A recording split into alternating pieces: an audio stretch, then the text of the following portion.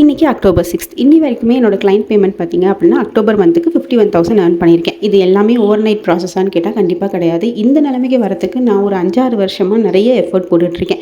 2017 அன்றைக்கி ஃபர்ஸ்ட் நான் இன்ஸ்டாகிராமில் பேஜ் ஓப்பன் பண்ணி ஒரு ஃபோட்டோ போட்டேன். அதுக்கப்புறமா நிறைய ஃபோட்டோகிராஃபிஸ்லாம் போட்டுட்ருந்தேன். அந்த பேஜை எப்படி வளர்க்குறது அப்படிங்கிறதுக்காக தான் நான் சோஷியல் மீடியா மார்க்கெட்டிங் கற்றுக்கிட்டேன். சோஷியல் மீடியா மார்க்கெட்டிங் கற்றுக்கிட்டேன் அப்படின்னா கிளாஸ் போய் கற்றுக்கிட்டேன் நான் இல்லை. நிறைய வீடியோஸ் பார்த்தேன். என் பேஜில் நானே நிறைய எக்ஸ்பெரிமெண்ட் பண்ணி பார்த்தேன். அப்புறம் தனியாக ஒரு பேஜ் டிசைனிங்க்கு ஓப்பன் பண்ணி அதில் எக்ஸ்பெரிமெண்ட் பண்ணி பார்த்தேன்.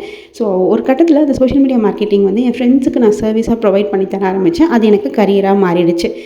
இது வந்து ஒரு ப்ராசஸ், இத்தனை இயர் ப்ராசஸ். ஜஸ்ட் நான் ஒரு 30 செகண்ட்ஸில் உங்களுக்கு நான் ஷேர் பண்ணியிருக்கேன்.